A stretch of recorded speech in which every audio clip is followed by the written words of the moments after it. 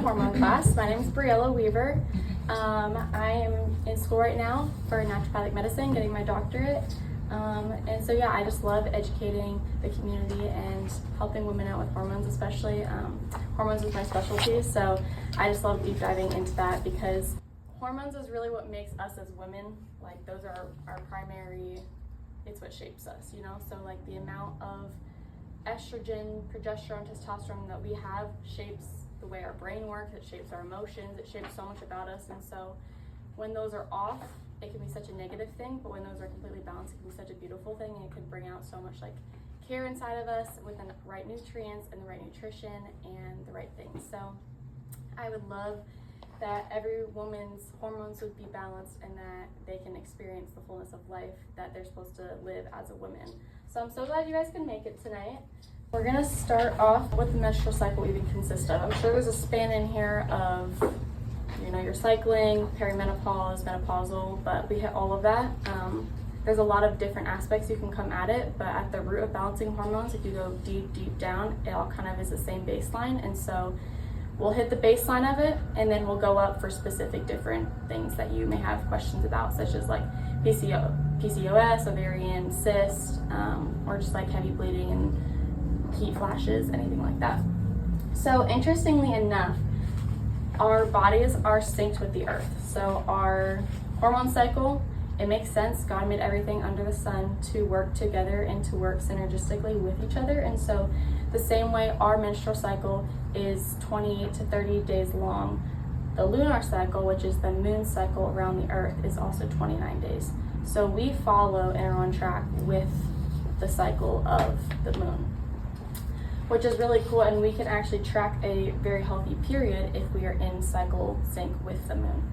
Light has such a huge impact on our periods because of this, and so we're going to get into sunlight and that type of thing later, and how that at the base level of like the light photons, that impacts our period as well.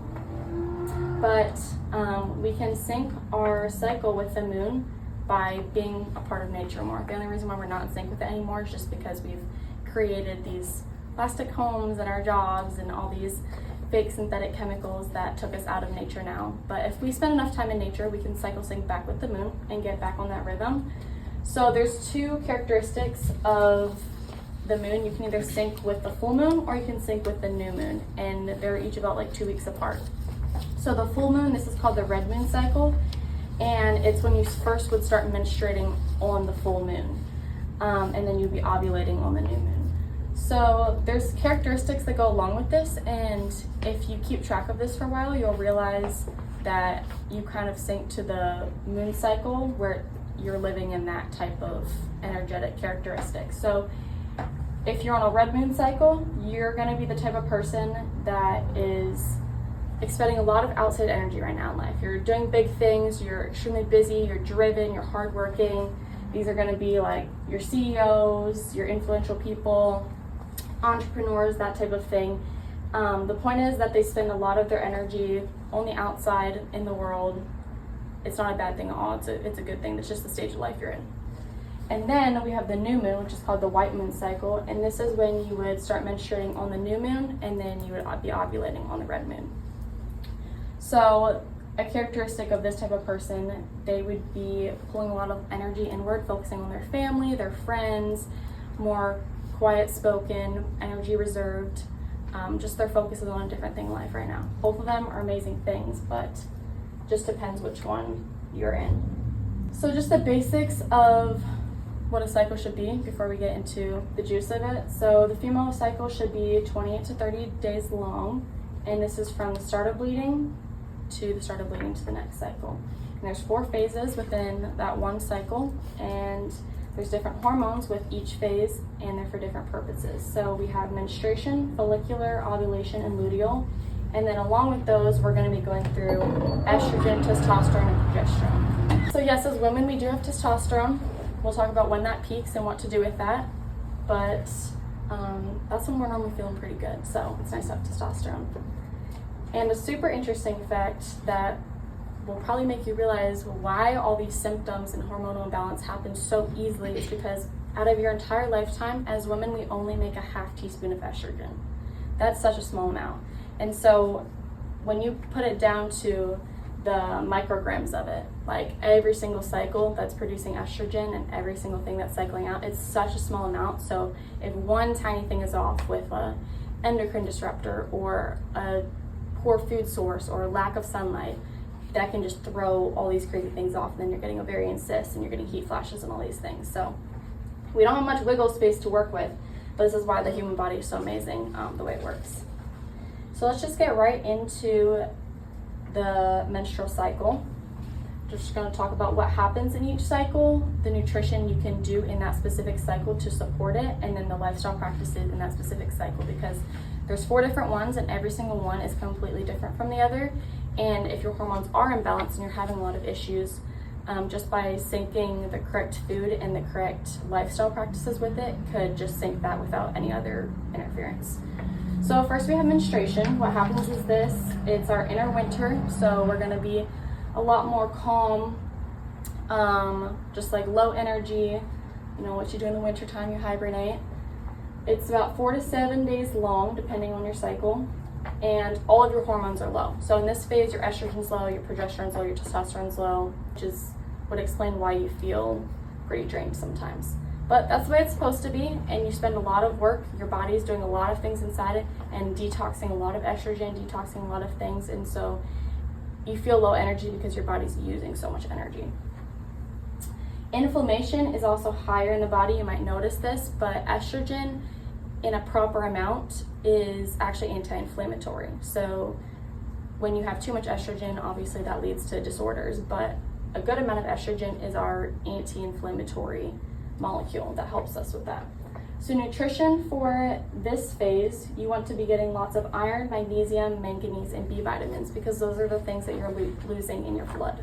In this cycle, it's really important to keep your body warm, because when your body is warm, the blood's able to flow through faster.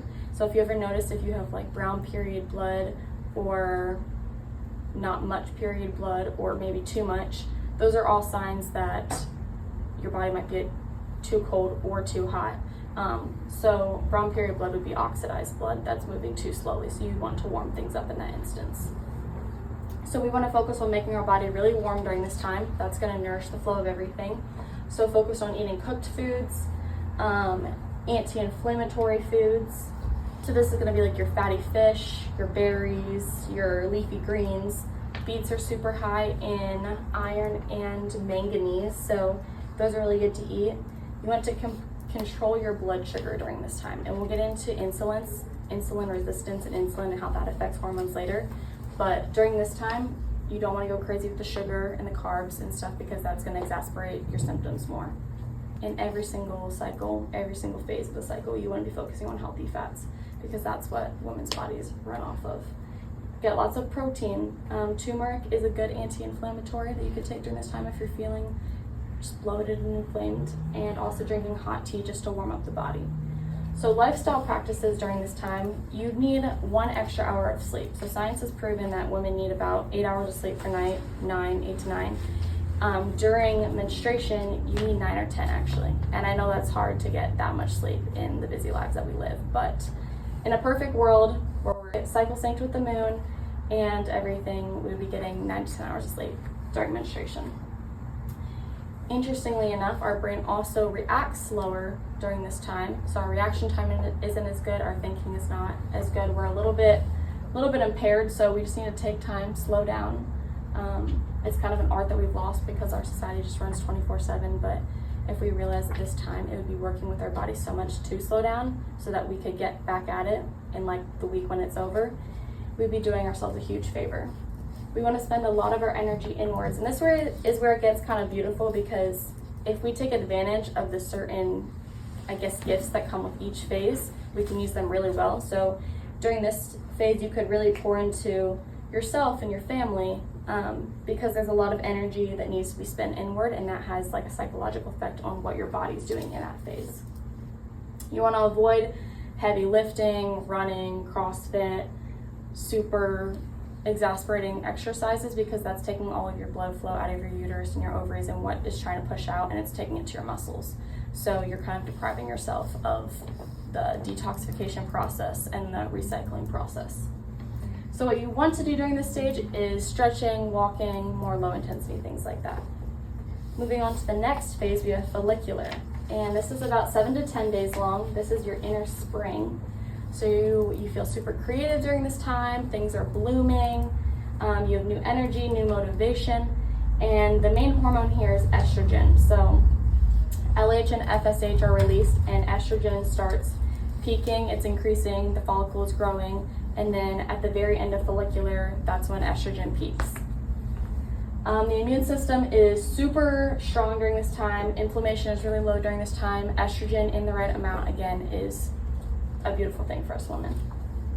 The nutrients that you want to give yourself for this phase is going to be zinc, some high antioxidants, B vitamins, probiotics, and phytoestrogens, and we'll talk about how we can incorporate phytoestrogens into that, but that's where food has natural estrogen mimicking properties.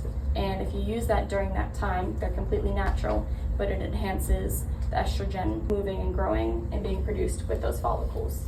The foods you want to do during this time, low carbohydrates, we'll talk about insulin with that later, healthy fats, spinach, cauliflower, and flax seeds are phytoestrogens that you can incorporate during that time, and also sauerkraut for probiotics. During this time, you're more than welcome to get at it with lifting, your high intensity workouts, running, whatever you like to do, because your body is fueled for this. You can cold plunge, do all of your social activities, plan social events during this time, and achieve the goals that you have, go after them. Then we have ovulation. So this is right after follicular. So estrogen peaks at follicular and then it still stays high during ovulation, but we have a new guest into the show and it's testosterone. So during ovulation, testosterone peaks. Ovulation really only happens for like 1 day where testosterone peaks, but the timing where it's leading up to it and then dropping off is about 3 to 5 days long. And during that time, it's the only time you can get pregnant throughout the month. This is when your egg is releasing. This is your inner summer. You're super confident, high energy, strong. Testosterone production is largely, almost solely influenced by insulin sensitivity. So we can really mess with the testosterone levels by just the food that we eat during this time. So we have ovaries, so those produce estrogen, but our adrenals are producing the testosterone.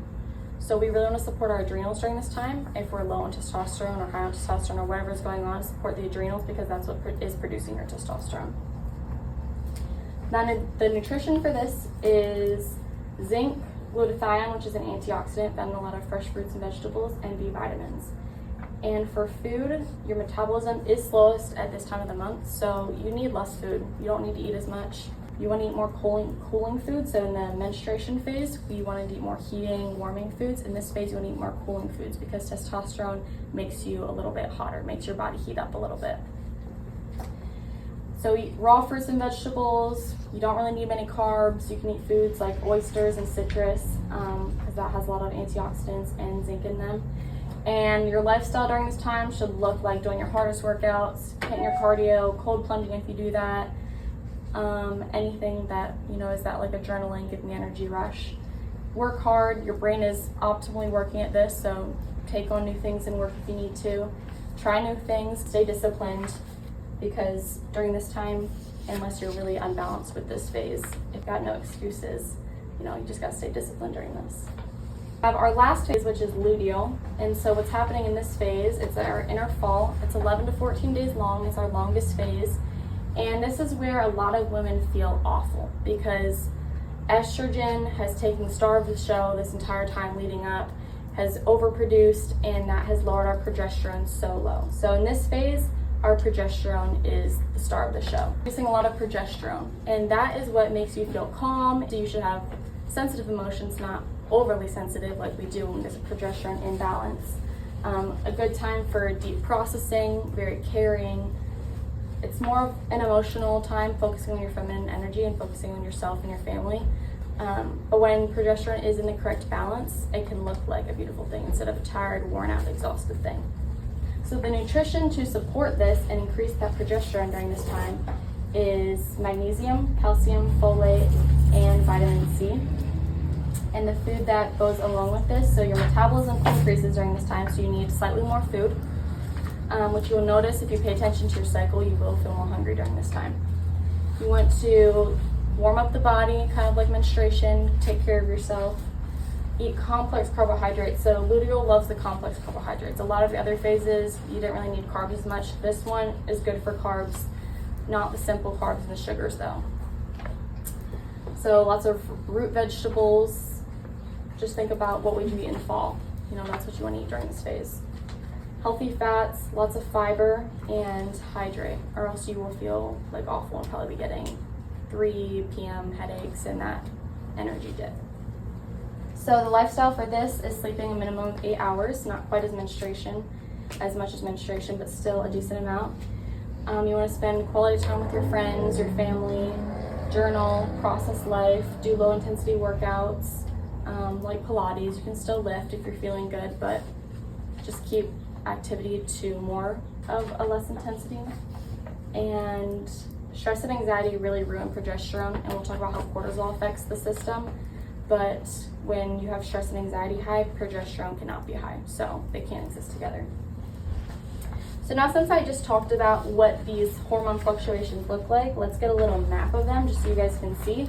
So this is the full cycle right here. There's a lot of lines, but we're going to pay attention to the light blue one right here, and the dark blue one, and then the red one. So we start out in menstruation and everything's really low, as you can see, and then during follicular our estrogen starts going up, and then it peaks right at the end and carries into ovulation a little bit, and then you see it goes down again in luteal, and then stays pretty low in luteal, but there's still some. And then for progesterone, that starts really low, stays really low through menstruation, follicular, ovulation, but then it has its huge spike at luteal and then goes down again for menstruation to start again. And LH is the hormone that produces the testosterone, so just follow that line for that. So testosterone's low throughout the whole month, throughout menstruation, follicular, and then it shoots up at ovulation for a few days and then goes back down during luteal. So that's what your hormones look like during the month. Some ways we can fix this with food is seed cycling. So I talked about phytoestrogens earlier, and phytoestrogens are natural foods with estrogen mimicking compounds in them, and so they're increasing your estrogen and giving you the ability to balance any estrogen imbalances. Because unlike a drug that's giving you estrogen, natural estrogen knows the ratio. It's a biological thing. It's a God thing. Everything on earth knows how to balance itself. So you can't get too much out of whack with that. In menstruation and follicular, this is your first 14 days that we just talked about, first about 2 weeks. You want to support estrogen during this phase because this is when estrogen is building in that follicle. So flax seeds and pumpkin seeds are the 2 seeds you want to focus on during this time. And I gave you a paper, I think it was the first paper, of recipes that you can make to incorporate these.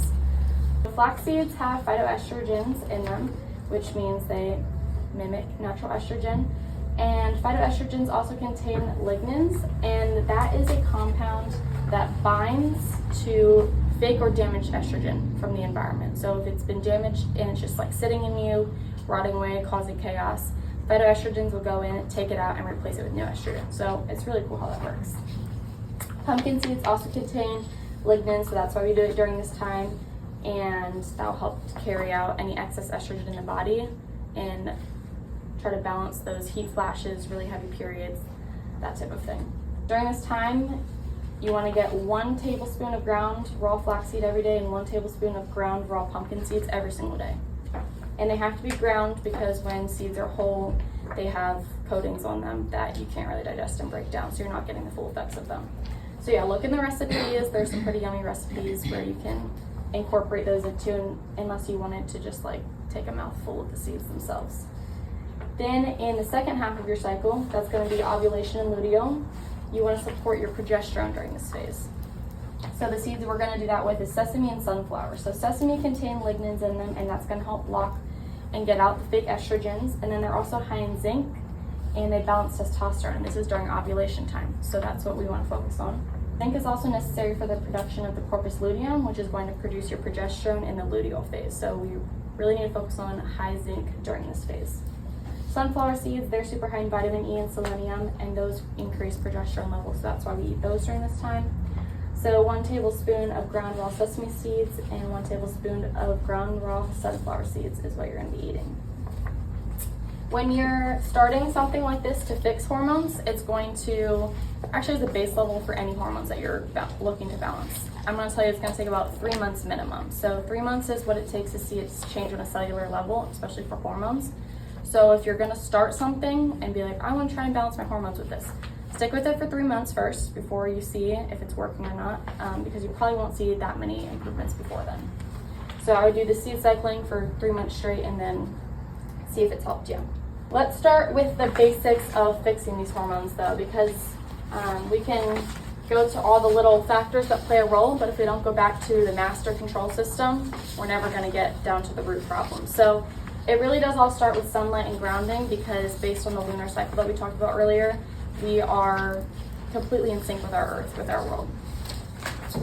So sunlight is super crucial for the timing of the production of hormones. We need sunlight in order to synthesize hormones. If we don't have sunlight in our bodies, we cannot synthesize hormones at all.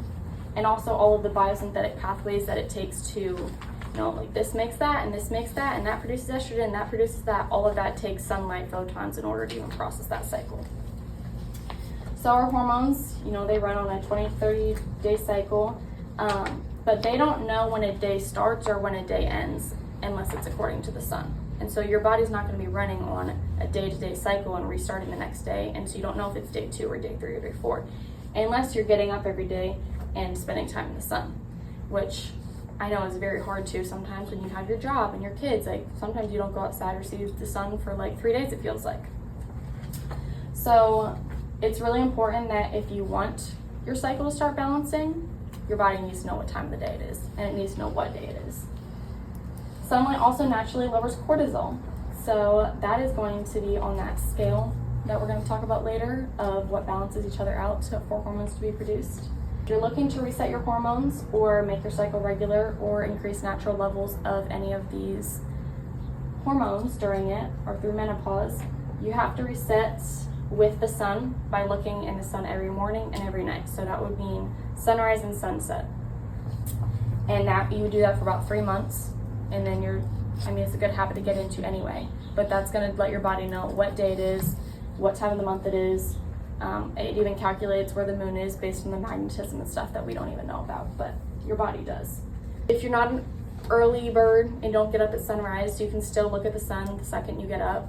Your body will start calculate a new day started, but the angle that the sun is at in the morning and at night has a certain ray of light, UVA light, that resets our hormones better. And then we have grounding, and this is when you're simply barefoot on the ground, so this goes along with seeing sunlight. But this works because our body is a huge nervous system, and that's the way all of our hormones communicate. They communicate through our nervous system, and that is a massive electrical circuit. And so if we don't have any electricity running through that circuit, how can our hormones communicate? So it's like having a phone but never putting it on the charger. It wouldn't work. So that's what our hormones are doing when they're imbalanced and they don't have any electrical current running through them. So it's really important to get that electrical current, and you want to do 15 minutes a day barefoot on the ground. So let's talk about cortisol's effect on hormones. This is a map of what your cortisol is supposed to look like during the day. As women, cortisol is what gives us our energy throughout the day. That's what our energy comes from. Male get it from testosterone. That goes up in the morning and then down at night. But we get it from cortisol because we don't have our hormones running on a 24-hour cycle like theirs. So when you wake up in the morning, it's typically around like 7 a.m. it starts spiking, and then it peaks around 8 to 9 a.m. and then it slowly starts decreasing, and women will often say like, around like 2, 3 p.m. I get so tired and have to take a nap. Well, that's when your natural cortisol dip happens. So if you're not in control of your cortisol, you will feel like trash at 2 or 3 p.m. And then it casually goes off the rest of the day, or it should. Now, what happens sometimes I see people's cortisol is really low in the morning, and so they're just waking up tired, and then it continues low all day, and then it shoots up at night, and then that's the wired but tired feeling that ladies are feeling. That can be regulated by sunlight. That can be regulated by all these things that we're talking about with the hormones as well.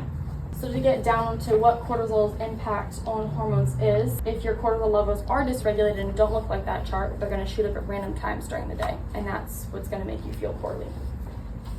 When your cortisol is fluctuating, your sex hormones are also fluctuating, your estrogen, progesterone, testosterone, because everything is based on each other. So this is what I'm saying when everything's based on this little seesaw effect right here. All of your hormones start from cholesterol. All hormones are synthesized from cholesterol. Then they turn into pregnenolone, and then based off of that, they go down to this 3-tier. And so when one of these are off or there's too much, it takes away from the other. It's like a scale. Think of it like a scale. So if we have a ton of cortisol, you can see how we would have very little progesterone and very little estrogen or testosterone. But cortisol is the number one internal factor, like hormone-wise, that would wreck your hormones. There's a lot of outside factors that can do that, a lot of other things going on, but because of that system I just showed you right there, cortisol is the most important down at that level because they can't all exist together. When your body's in a ton of stress, it turns off as many systems as it can. It turns off your digestive system, it turns off your reproductive system, it turns off any healing, repair, cellular repair, cancer healing, all of those things, because your body is in fight or flight mode, and that's the only thing it can think of. It doesn't want to do anything else. Excessive cortisol levels, they ramp up because blood glucose is really high, then you'll become insulin resistant, and that's all because of stress. So stress leads to high glucose because your digestive system's turned off, your reproductive system's turned off, nothing can process anything. So the body perceives an overworked life with lack of nutrients and sleep as a life-threatening situation. You may not think of it as that way, but if you're just in a stressed state, your cortisol production is going to be through the roof, and then the rest are not going to be produced at that point. And your body doesn't know the difference whether you're getting chased by like a tiger or if you just have no sleep and screaming kids all the time. So all it takes is it takes 2 weeks of getting 1 hour less sleep a night, no wind down time, and no stress relieving activity. Then your cortisol levels will be super high and your hormones will be out of balance, and it just takes 2 weeks of that cycle to happen. So how do we lower and manage our cortisol? Because we can't just drop out of life. You got kids, you got jobs, you got things going on. You can't just drop out of life. That's not how it works. I can't just quit. Yeah, you can't just do that. So you have to learn how to work with it. And there's so many scientific studies that show the way incorporating this into busy daily life does work and lower it a huge amount. So some things that you need to make sure that you're doing is you need to have at least one stress relieving routine every single day. You could start Monday morning and you could be at like 30% stress. Well, then Tuesday you're at like 60% stress. Then Wednesday you add another 10% to that, so you're at 70, and just keeps on going up. But if you do a stress relieving activity every single night, it goes down maybe 10%. And then you start the next day with a little bit less. And then the next day, so by Wednesday or Thursday, you're only at like 40 or 50. So you're still carrying some stress with you, but it's not the end of the world. And based off of this, I don't want to make you guys think cortisol is a bad thing, because again, it's what runs our energy. It is a good thing. We need cortisol in order to be able to function throughout the day. That's how we get our energy. But out of balance, it's just too much. So make sure you're setting one practice every single day. These right here are crucial, at least picking one of those. You can still have all these things with good lifestyle, getting that in, but breath work, slowing down your heart rate, there's so much scientific research behind that. Oxygen, I don't want to get into that today, but you can look it up on your own time if you're wondering. Journaling, just processing your thoughts. Meditating and prayer, changing the frequency of your thoughts, that lowers your stress so much. Just reading, getting sunlight, sitting and being still, all of those things change and rewire your brain and your hormones. Some nutrition and lifestyle things that you can go along with that. So the nutrients in order to lower your cortisol, that's going to be vitamin C, magnesium, zinc, omega-3s, B vitamins, and potassium. And those are the vitamins and minerals. But the herbs that you can take for managing cortisol is any type of mushrooms like reishi, lion's mane, turkey tail, licorice root, and holy basil. And those all have huge effects on your central nervous system and also your adrenals. And your adrenals control your cortisol.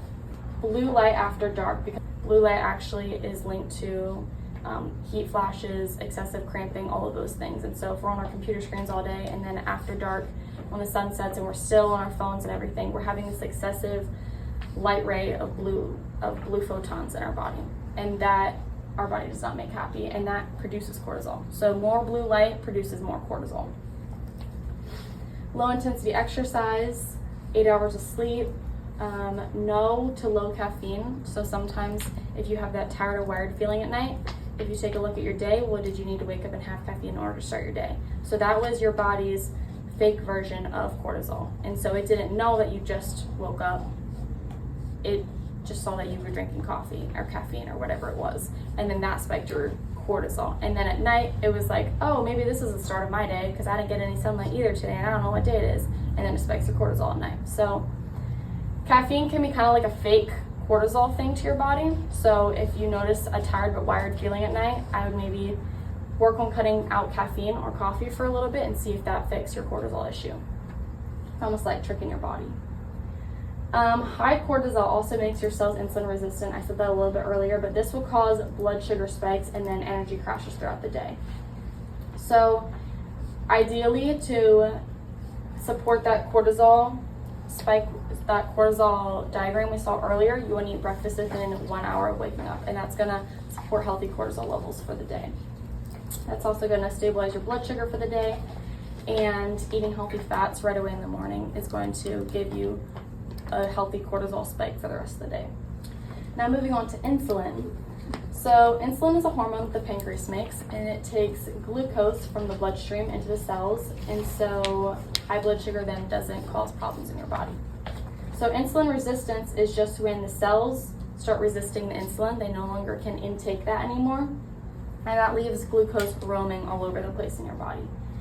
And the pancreas will then keep on producing more insulin, and then it'll keep on storing it, and then the body cannot burn fat, and then it's just a cycle over and over and over again. Insulin's relationship with testosterone is that testosterone is very largely based on the amount of insulin that's in your body. So high insulin in the body, it reduces the sex hormone binding globulin, which is not going to bind to the testosterone and then take it out of your system and put it where it should be. So then you have all this free roaming testosterone. This is the cause of PCOS. At the root of PCOS, it's insulin resistance. So we want to work on letting the body become more sensitive to that. For estrogen, high insulin leads to estrogen buildup because the ovaries actually have insulin receptors on them, and so when insulin is released into the body and then your cells are already insulin resistant, they start sending signals to the ovaries, be like, hey, help take over for us, and the ovaries are like, okay, we're just gonna keep on producing more estrogen then, and it just like ignites them and lights them up. So then this will cause your body to store more fat, and then estrogen comes from fat and is produced from more fat, and then just cycle over and over and over again. So how can we become insulin sensitive so that we can manage our hormones in this way? First, you can start with a cell receptor cleanse, because these cells have become resistant to the insulin, which means something's blocking them, something's off, and it's because they've become jammed with too much glucose, too many damaged estrogens. They've just become jammed. So you want to open up and clear those cell receptors out. So I have a cell receptor cleanse here. It's done with essential oils. And week 1, you'll be putting a drop. You'll pick one of those oils. You put a drop on each bottom of the foot, and it's as simple as that. Before you go to sleep, rub 1 drop of essential oil on each bottom of the foot. Go to sleep, do it again the next night, and you'll do each oil for a week straight. By the end of week 3, you'll complete your cell receptor cleanse, and your cells will be cleared out. This helps a lot with diabetic patients as well. Just opens up those cells for them. If you get any sickness symptoms with them, it is like a detox. It's cleaning out your cells. So just be prepared that you could pick up a stuffy nose with that or something else, because it's detoxing your body. Chromium is the mineral that is for the pancreas. So if you're working on insulin sensitivity, chromium is going to rule that. If you don't have enough chromium, you can't be insulin sensitive. Berberine, that lowers blood sugar. That's an herb. If you want to become insulin sensitive, no simple carbohydrates. That's not no carbohydrates, you just want to stick to the complex ones.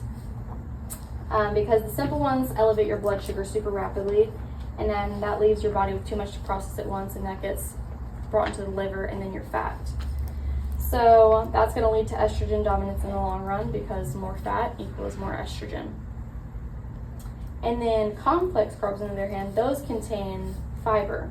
And so that's not going to make your blood sugar rise and then cause that insulin attack on your ovaries. So examples of things you could eat would be potatoes, squash, root vegetables, fruits, vegetables. Those all are complex carbs. No eating after sunset, because after dark, you become insulin resistant by 50%. So that's a pretty general factor for everyone. Nobody really should be eating after dark, because your body just doesn't have what it takes to process that anymore. Again, because sunlight is such a huge part of processing your food, that sun goes down, you no longer have that. So that just shows again how much of a factor sunlight plays into balancing all of your hormones. And then lower your stress and your cortisol, because as we saw in the cortisol when we were reviewing that, high cortisol makes for insulin resistance. So let's talk about the liver, because this is where your hormones are getting filtered through. And this is why you might be having your heat flashes, your painful cramps, your heavy blood flow, high estrogen levels, the brown blood. All of this is due to the liver. So the liver is a huge factor in this, it's a huge organ in this, because all of your estrogen has to go through the liver to be metabolized and broken down into other things. So when estrogen is metabolized, it breaks down into 2-hydroxyestrone, 4-hydroxyestrone, and 16-alpha-hydroxyestrone. So 2-hydroxyestrone is good and 16 is bad. We want to focus on having more 2, but not more 16, because 16 is the damaged, cancer-causing ones that causes all these symptoms, and they're damaged, they're DNA mutated. So what causes the liver to metabolize estrogen into 16 instead of 2? Some factors would be high estrogen levels, which we talked about kind of the root cause of some of those, but more fat, more estrogen. If you do hormone replacement therapy, that's going to elevate them, but also just the other factors that we talked about. Inflammation and stress, that's going to suppress the pathway that would create the 2 hormone. So that's how cortisol plays a role in that, because cortisol will give you, if your cortisol is high, that's going to give you the wrong type of estrogen. When it's processed, an unhealthy diet such as seed oils, alcohol, excess sugar, no vegetables, that's going to give you 16-hydroxyestrone. And then also chemicals in your environment. That's going to act on the estrogen and turn it into 16 as well. So it's really not about the amount of estrogen that you have, because we're talking about estrogen balancing, progesterone balancing, that type of thing. We do need to balance that, but we also need to make sure we're getting the right kind of estrogen, because if we have the 16, we're never going to feel good. So how do we get the 2? We're going to fix the liver. So we need to liver cleanse. I put down 2 different liver cleanses on your sheet right there that you can do. It's perfect time because it's spring, and spring is when you should be doing all of your detoxing. So start on one of those liver cleanses right away, because it's the perfect time to do it. No alcohol or painkillers or that type of thing, because that all messes with the liver and taxes it even more, so it's not going to do a very good job of healing. We talked about earlier about seed cycling, and it just so happens that flax and pumpkin seeds make your estrogen turn into the 2 and not the 16. Green veggies, they contain nutrients like DIM, I3C, lignans, fiber, omega-3s, and those all support making 2. If you estrogen detox, that's going to help clear the liver out, and so you can do that with DIM, it's a supplement, or eating foods that are high in DIM, which is cruciferous vegetables. And then liver herbs that detox and regenerate the liver are dandelion and milk thistle. And then the emotional component that goes with that is anger and resentment. So each organ in our body, each tissue in our body stores an emotion, and the liver happens to be anger and resentment. And I'm sure if you trace that back somewhere in your life, there's some link to some family member or some friend. And that could be causing a huge blockage in the electrical field side of it, when we talked about like the nervous system and the grounding. If there's an electrical blockage in that area, we could clear that out by clearing the emotion, and then some of these symptoms could go away. So while we're talking about the 16-hydroxyestrone, endocrine disruptors are a big cause of why we have that type of estrogen. And so endocrine disruptors, they're chemicals that are in our environment, and we consume them through food. They could be in the air, they could be on our stuff, and those mess with our levels of the hormones. So once they are inside, they're going to mimic our hormones that are already inside of us, like our estrogen, progesterone, testosterone, or they're just going to fit into the cell receptors and clog them so that our natural hormones can't sit in them. So these are pretty dangerous, and they're everywhere, especially as women, where all of our products are filled with all of these chemicals that do that. You know, like our perfumes and our skincare and our lotions and everything, all the pretty things that are advertised for women is coming directly at our hormones. One of the sheets that you guys have is a list of endocrine disruptors that you can look for specifically, just like names of them. But a huge culprit of estrogen mimicking endocrine disruptor is plastic. So BPAs, they have xenoestrogens in them. So whereas phytoestrogens were natural estrogens, xenoestrogens are the non-natural ones that mess things up. So women are definitely targeted because of all the stuff that we use, unfortunately, and we're the ones with this lovely cycle of hormones. So it's too bad that that's a correlation. But lab-made fragrances, for example, they contain 400 or more chemical constitutes in just one scent, which is pretty crazy to think about. And our skin is actually the largest organ on us or in us. Our skin is an organ, and it's the largest one that we have. And so if we're using products on ourselves that are contaminating our largest organ, it's going absolutely everywhere in our body, and everything is absorbed into your bloodstream after it touches your skin within 3 seconds. Food also has endocrine disruptors, so that's going to be like the fake hormones, the antibiotics in your conventional meat, and then also your produce. People kind of combat like, oh, is organic even better than non-organic, because it still gets sprayed with some stuff. But non-organic can be sprayed with up to 900 different chemicals, and that includes Roundup glyphosate, which doesn't dissolve out of your system for like 30 years. It's pretty much like non-breakdownable. Whereas organic, it can be sprayed with up to 25 chemicals, which is not great, but still less than 900. And it's not allowed to be sprayed with Roundup glyphosate, which is probably the worst thing that can be sprayed on produce. So if you can't do all organic, at least follow the dirty dozen, the dirty 12, and stick with the ones that are really bad. So you saw the diagram earlier of how all hormones start with cholesterol. So we really need fats in order to synthesize our hormones. If any levels are low, especially during menopause, perimenopause, we need to up our fats in order to start making and synthesizing these hormones even. So all hormones are made from cholesterol. You need a minimum level of 140 in order to even synthesize your hormones. So, when they're telling women, they're hitting menopause, 60 to 65 years of age, and then they're like, you need to be under 100 milligrams a deciliter of cholesterol. That's destroying their hormones and worsening their symptoms. So minimum of 140 is what it takes as a woman to produce your hormones. You should be even higher than that, but that's minimum. You can practically support that. So we need a minimum of 60 grams of healthy fats a day for adequate fatty acids in order to synthesize these hormones and regulate them. So an example of what that would look like in a day to see if you're even getting close to that is a full avocado. You would have a tablespoon of olive oil, 2 whole eggs, and then either an 8-ounce salmon or an 8-ounce amount of 15% fat ground beef. So if you're not getting that amount of fat, then you're not getting enough fat to synthesize your hormones for the day. All right, let's talk about some specific conditions now, since we kind of went through the background and the basics behind everything. So for example, if you're struggling with menstrual cramps, which is a huge thing for a lot of people who are in the menstrual process.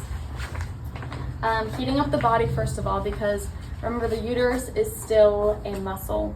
Cold makes things cramp, like you've been told that throughout your life, like when you're cold, you start cramping. So if you heat things up, blood flow increases, cramping starts going away. You could do that by drinking hot tea, use a heating pad, but preferably non-electric, because that's sending alternative electrical waves into your body that are not good, that's like dirty electric from your wool. Eating warm food to warm you up. Also, sunlight is a huge thing. Sunlight's gonna help your cramps a lot, and red light therapy in particular.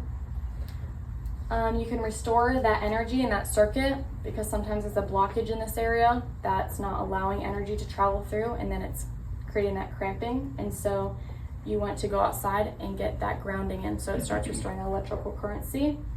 A practical way of you can doing this, so every single body part and thing that we have has a magnetic charge and a electrical frequency that it gives. So for example, the front of your hand is going to be taking energy away from something, whereas the back of your hand is going to be giving energy. So if this area you feel like just needs more help, more motion, you can lay there with the back of your hand, or somebody else put the back of their hand on your uterus, and it starts sending energy to that area.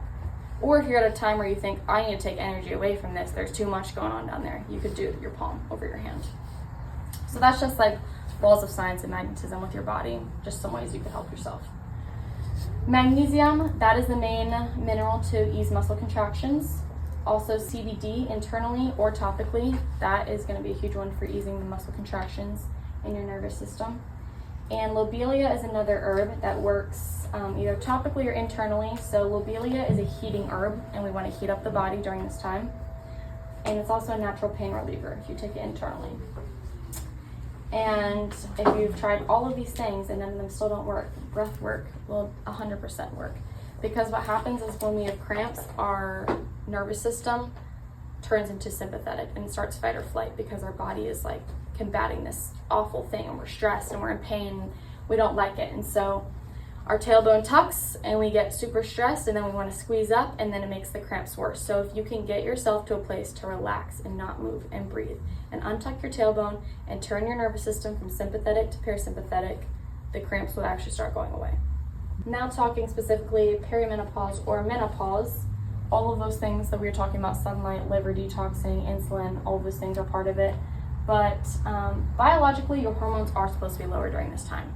I feel like there's so much talk about hormone replacement therapy and like I want higher estrogen, I want higher progesterone, all these things, but we are just made to have lower hormones at this time. So we don't need that. We don't need those huge levels of hormones anymore. So we just want to support what our bodies have during this time. And we're going to be starting to produce estrone during this time, which is a different type of estrogen, and this is just the weaker form of estrogen. You want to focus on a good amount of cholesterol and adrenal support because your hormones are made from cholesterol, and also your hormones are being produced mainly from your adrenals at this point because your ovaries and your uterus are kind of dead. So if you support your adrenals, that's going to help get your estrogen up a little bit, your progesterone up a little bit, your testosterone up a little bit. So some ways you can nourish your adrenals. Nourishing adrenals goes right along with lowering cortisol. Those are the same things you would do to nourish your adrenals actually, because cortisol is produced in your adrenals. But your adrenals are the only other place, like I was saying, that makes your sex hormones, but it's also the place that makes your stress response and your cortisol. So it's actually more crucial even, I would say, in a menopausal or perimenopausal state that your stress would be lower than one who's in their menstrual cycle, because we still have our ovaries producing stuff. Y'all just have your adrenals. So if you're overstressing your adrenals with the cortisol and adrenaline, then you really have nothing making your hormones. And that's when they get really, really low. If you're gonna start seed cycling when you're menopausal, you don't know when that is, obviously, because you don't have a cycle, you wanna pay attention to the moon. So you would start seed cycling on the full moon, and that would be day 1.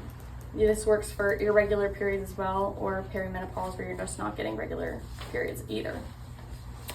But this is going to help balance the hormones in those phases just by following the cycle of the moon. And symptoms are primarily due to a dirty liver. So the heat flashes, the pain, all of those things. Liver cleanse in spring, it's a perfect time. And we can increase and balance estrogen naturally with herbs. On your papers, I gave you a list of herbs, and it tells you what they do behind all of them. So if you have a certain issue or your friends have a certain issue or something, you could just look at one of these herbs and be like, okay, which one fits our symptoms best? And you could work with that.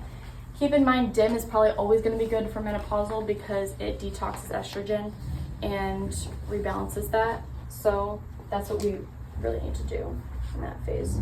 The cause of hormone imbalance, in summary, is going to be because of endocrine disruptors.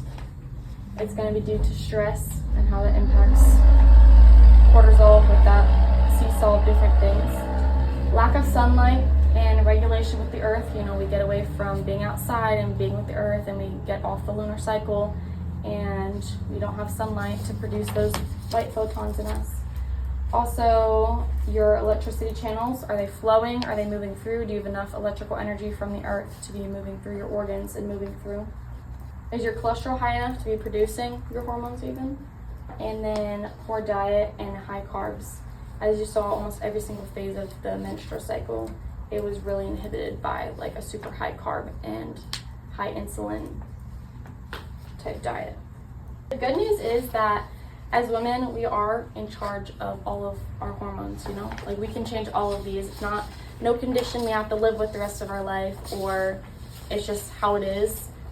We are made to be in unison. We are made to be in sync. We are made to function like wholly and without issues. So if we just put in a little bit of work by using any of these things, we can actually achieve that again. Do you guys have any questions for me? I'm imagining too with the EMFs in the home, that's affecting all of it too. That's it's constantly electric. Yeah, the electrical circuit, because everything's communicating and flowing through energy and electrical flow through your nervous system. You know, that's the only way your hormones are communicating with each other. So yeah, if we want to go to a whole new level, like the Wi-Fi, the phones on you, your laptops, Bluetooth, like your headphones. But there is so many ways to just protect ourselves and keep ourselves sane on a regular basis, just with like grounding, the sunlight, all of that alone is just regulating everything and giving us the ions that we need back into what we've lost.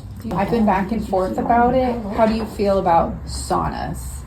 Like just going into the sauna, avoid it during saunas are really good during your menstruation. Yeah, because you're detoxing a lot during that phase anyway, but you also want to get really hot and heat it up. So if you can heat your whole body up and everything, that would be amazing during that phase. So saunas during menstruation and luteal, cold plunge during follicular and ovulation. Thank you guys for coming today. Thank you for attending. Great job.